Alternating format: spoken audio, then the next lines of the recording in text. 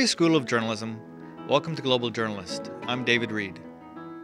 In a New Jersey park, there's a stone and bronze memorial dedicated to the 200,000 or so women from South Korea, China, and the Philippines who were sexually enslaved by Japanese soldiers during World War II. And at the Korea Press Gallery in another part of New Jersey, which has a large population of South Korean immigrants, there is a photo exhibit this month of a South Korean's work, photographs of women forced into sexual slavery. These women were known as comfort women. 6 decades have gone by since Japan occupied South Korea, but the bad feelings from World War II still linger in the collective memory. That's why South Koreans living in their home country and in the United States were upset when the Japanese last year asked for the plaque to be removed from New Jersey, and why they're upset now about the Japanese Prime Minister's position on the issue of comfort women. Ayako Mie is on the line from Tokyo, where she works on the staff of the Japan Times. And photojournalist Yunghi Kim, who's covered stories internationally for 30 years, is on the line from New York. Welcome to the program. Good morning. Hi. The fact that Japanese soldiers forced thousands and thousands of women into the army brothels was unknown until about 20 years ago. And 17 years ago, Yunghi tracked down some of these South Korean comfort women who were living in the United States. But before we hear from Yunghi, let's put this issue in context. Ayako, what's causing the current rise in tensions between South Korea and Japan over the issue of comfort women? Well, the tensions flared up when the Prime Minister Shinzo Abe said that he's going to review or revisit so-called Kono Statement of 1993, which is the first statement that the then Chief Cabinet Secretary Kono Yohei admitted that there was like at a time the Japanese military actually forced some of the women into sex slavery. But Abe is saying that, we have to consider if there was a really forceful recruitment of the women at the military brothel. This statement was really revolutionary for the Chinese and the South Korean side. So I think this is the flashpoint of the tension, current tension now. And to put this in even wider context, what are some of a couple of the other issues, lingering issues that are causing tensions, including the territorial dispute over the island? Can you explain that a bit? Sure. Of course, there's like a territorial dispute over Dokdo in Korean and Takeshima in Japanese. A year ago, the then Prime Minister the then South Korean President Lee Myung-bak visited the island, and the Japanese are really, provoked by the action. At the same time, we have been long-standing, sovereignty issue that which country has the sovereignty over the Takeshima. But it's obviously the South Korean side has the effective control of the island, unlike the territorial dispute we have with the Chinese side over the Diary Island or the Tsenkak issue. So basically, there's like a mistrust issue that's underlying both Japanese and the South Korean side, and which was underlined by the revision of the Kono Statement and also the Takeshima or the Dokdo dispute. Okay, and is the South Korean leadership also upset over Japan's efforts to redefine the self-defense forces as a formal military? Yes, I think, Chinese, South Koreans as well as Chinese are really concerned about others' so-called assertiveness on this issue. What the Japanese side are trying to do is to redefine the role of the JSDF with the rise of the territory, the tension over the territorial dispute, especially over the Senkaku Islands. But for the Japanese side, it's not about. I think that the Asian countries are really concerned that this is like a resurgence of the Japanese imperial military back in 1930s or 40s. But this is not about it. It's like with the changing situation of the global security, I think the Japanese side finally realized that they have to redefine the role of the JSDF is not really concerned about how to attack country or anything like that, but it's more about HADR, humanitarian assistance, disaster response, as we oversaw at the March 11th earthquake and disasters. So it's not about Japan trying to invade other countries or launch some, some attacks on other countries like we did in 1930s or 40s. Okay. And Yunghi, could you provide some of the perspective of South Koreans, both in the United States and in their native countries, about what their thoughts are regarding the comments by the Prime Minister? Well, first I want to say the comfort women that I photographed was in South Korea, not in America. Oh, I'm sorry. But this makes sense because whenever there's a tension, political tension between South Korea and Japan, the comfort women issue has come up. And, I remember it came up in 1997 or 8 when there was World Cup soccer that Japan and Korea was co-hosting, and the comfort women issue came up then. So, I don't know why, but it does come up whenever there is a friction between the two countries. And, for the Koreans, it goes back to history and of the Japanese, Japanese role towards Korea over the history. Some would say Japan basically raped Korea for centuries. So there's still a lot of soreness about that, and comfort women is end of that imperial era, and it represents symbol of all of that. And so there are Koreans who want to make sure the young Koreans know about the history, and it's become part of the national identity, and also in this country as well, because there's quite a bit of support for the comfort women in various Korean American communities. That's how I got into introduction to the comfort women 17 years ago. I think the whole comfort women issue has evolved to just more than these grandmother stories, but also that it has become politicized. Right. And wanted to Ayako, what interest does the United States have in preserving good relations between Japan and South Korea? I know that we've tried to intercede to keep this issue tamped down. Well, the Obama administration has been pushing for so-called rebalance or pivot to Asia with the rise of China, and also, with the unabated nuclear ambition by the North Koreans. So it is really crucial for the U.S., Japan, ROK to cooperate on to counter those threats. And if Japan and South Korea cannot forge friendly, atmosphere, then it will be really, really bad for the U.S. side as well. Like a good example is that last year, so-called GSOMIA, this is like a treaty over the classified information between and South Korea and Japan, failed last minute because the South Korean backed off in the last minute. But this was really crucial for Japan and ROK to cooperate on the military front.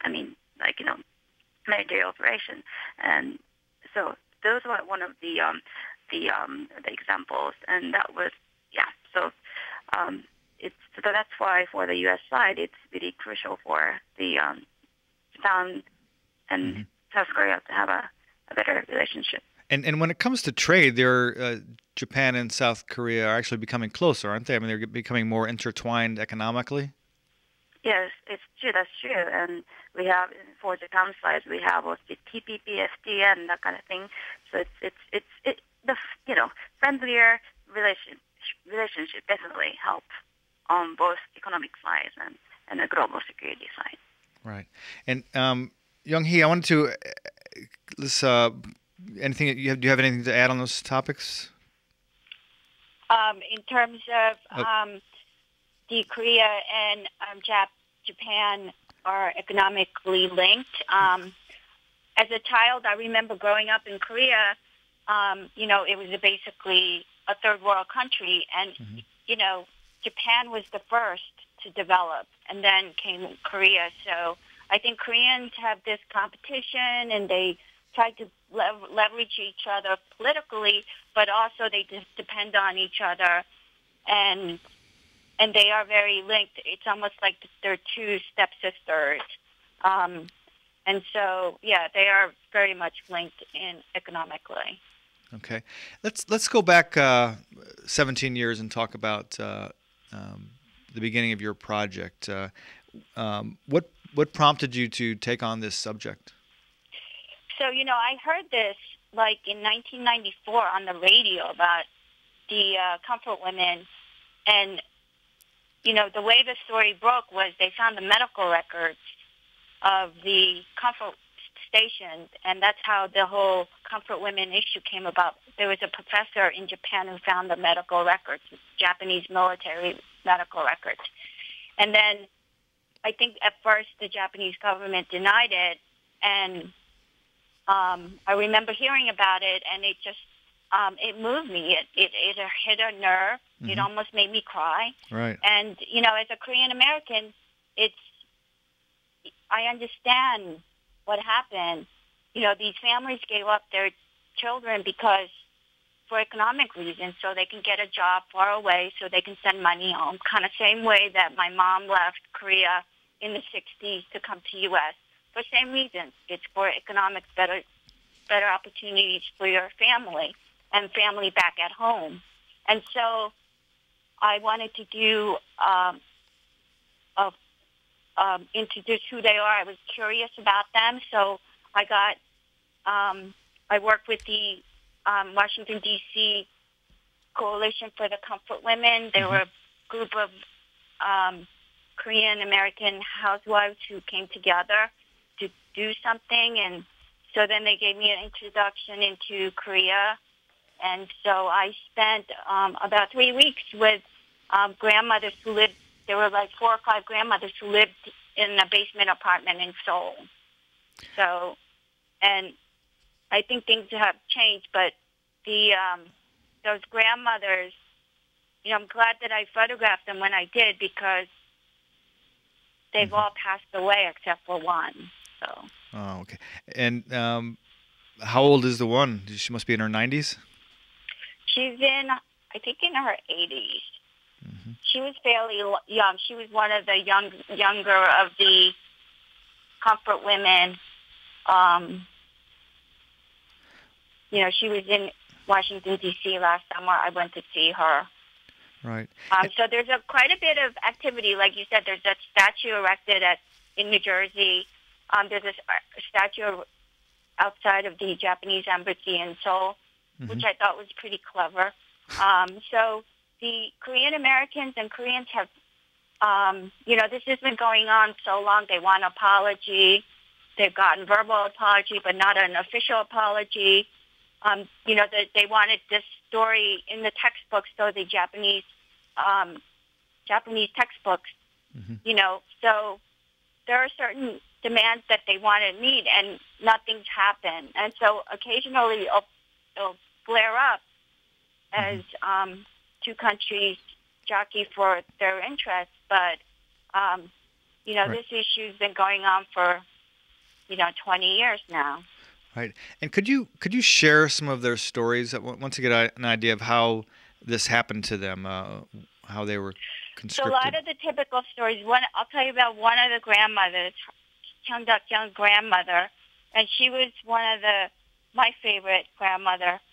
And so she was one of the first. When I photographed her 17 years ago, she was 67, and she was one of the first women who came forward. She heard, when the story broke, she heard the Japanese government denying that there was such thing as comfort women. And so she said, no, they're lying. I'm it. I'm the comfort women. And so she was one of the first women who came forward and went public with it. And, Korea is a very conservative society. You don't discuss prostitution, and, you wouldn't get support for, it was unknown whether you would get support for this. So a lot of these women kept this secret until this story broke in the early 90s. Mm-hmm. And so, typical story with Kyung Dak-young, many of these women, they were like 13 or 14 years old. So, the Japanese soldiers would come to their villages, and you have to remember Korea was a third world country, right? Kind of like what you see in MASH, TV show MASH. Mm-hmm. So they said, we'll take your daughters, we'll take them to Japan, they'll work in factories, you'll get money, cooking, whatever. So when they got there, they would be in some island in Pacific, and they don't know where they are, and they're forced to have sex with Japanese soldiers for 30 or 40 times a day. And a lot of them lost their virginity that way. A lot of them got, gonorrhea and sexual transmitted diseases. And then when they came back to Korea, they couldn't talk about it because Korea's they were ashamed. Mm-hmm. And then some of them married, some of them they didn't tell their husbands. Some of them had children. Some even today, like some of them, how the families, they don't want public that their parents or grandparents were comfort women. So, all this is pretty well documented. And so the notion that they were prostitutes is kind of not a good argument when they're 13 and 14 years old. Right. It was like first time a government organized recruitment of prostitution, sexual slavery, call it what you want, but it's, there's sexual slavery going on even today of young women, but it's not sponsored by a government. Right. What were their emotions like when you were photographing them? Did it take you a while to draw them out? And once you drew them out, what was it like? It was really difficult because I couldn't spend as much time as I wanted to, so I would have to break it up, hour here, hour there, and spread it out within the time that I was there. You can tell that they had a hard life. They lived in isolation. Their understanding of who I was as a photographer wanting to document their daily life was they didn't understand it, so it was difficult. Sometimes they were giggly like children. Sometimes they were angry. Yeah. And so, you go through a range of emotions when you spend enough time with your subjects. And so it wasn't always easy. There was a little bit of language barrier. I'll give you an example. I understand little Korean, so they would say stuff like, almost like schoolgirls bullying another schoolgirl. They'd say, Korean person went to America and she can't speak Korean, and they would just laugh. And they didn't understand that you can be Korean, but you could also be American. So you're not tied to your native tongue. Right. And finally, did some of them express forgiveness to the Japanese government for what they went through? Or are they still, were they at that point still angry about it? I think that was when I photographed them was when things were starting to get organized. And so there were these points that they wanted. They wanted the story in the Japanese textbooks so that it's not denied. The story is not in denial. They wanted some other things. There were like 7-point things. So I don't think anything's been done. So I think and the grandmothers are getting old. So many of them passed away. And so, Koreans are feeling it. They want some kind of official apology for this. That brings us, I go back to you as far as the apology that has been. There have been several apologies issued over the years right. by different prime ministers. I think shouldn't. I mean, let me say this. I feel really sorry for the sex slaves or comfort women, and I think this is really, really wrong if the Japanese government denies there is a comfort woman or sex slaves. But I think the tension now is that if there were any forceful recruitment, and that's where Abe saying, there wasn't any forceful recruitment, or at least there is not any official documents. I mean, a lot of research was done, especially by the Japanese and South Korean professors, and they agree that there isn't any record that actually indicates how many comfort women were there. I think, according to Yoshimi, Professor Yoshimi, who is a leading scholar on this issue, I think there's one comfort woman for one troop. Military troop in South Korea, but the thing is, a lot of women were deceived by the private dealers, and also rounded up by the private dealers and brought to the military brothel. And the military didn't really run the brothel; it's privately run brothel. But we really have to remember that the military had to give some instruction or the permission for the private dealer to run such a brothel. So I think it's that time Japan had annexed Korea, and when you're 13 or 14 years old, I mean, you're going to end up in Pacific Island in Rabaul as a prostitute on your own. I'm not denying. I mean, Japanese had control over Korea during that time, no? Well, let me listen. I'm not denying there was such a thing as comfort woman. And I feel really I sorry understand. for I'm not saying you're denying it, but the current prime minister's argument doesn't hold because you have to look at the state of Korea and Japan back then. Right. Large part of the history, Japan controlled Korea. But the issue, I think what you're arguing and what the Prime Minister Shinzo Abe is trying to do is slightly different. I think Prime Minister Shinzo Abe is reviewing if there's a forceful recruitment. Again, this is a lot of them scholars say, there is no document about the military directly involved with, kidnap or anything like that. But it's mostly private dealers. But what I'm saying is we have to remember that the Imperial Japanese Army had a tremendous power over the private dealers.